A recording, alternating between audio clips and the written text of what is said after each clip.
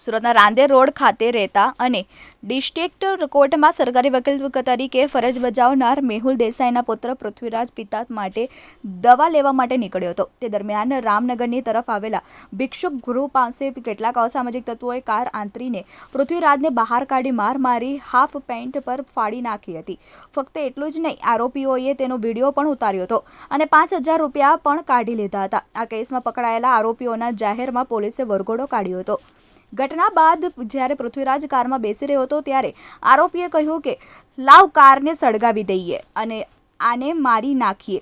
આ ઘટનાની જાણ થતાં જ સરકારી વકીલ પુત્ર સાથે રાંદેર પોલીસ મથકમાં ફરિયાદ દાખલ કરવા પહોંચ્યા હતા. પોલીસે ફરિયાદ મોડેથી દાખલ કરી હતી, જેને લઈને પણ વકીલ મંડળમાં નારાજગી હતી.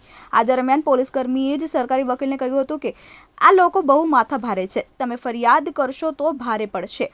પોલીસે સમગ્ર પ્રકરણમાં 3 આરોપીઓને ઝડપી લીધા હતા. આ આરોપીઓની છાપ આ વિસ્તારમાં માથાભારેની હતી, જેથી પોલીસે આ તત્વોની શાન ઠેકાણે લાવવા માટે 3 આરોપીઓનો વરઘોડો કાઢ્યો હતો. સાથે જ આરોપીઓને ઘટના સ્થળે લઈ જઈને રિકન્સ્ટ્રક્શન પણ કરવામાં આવ્યું હતું.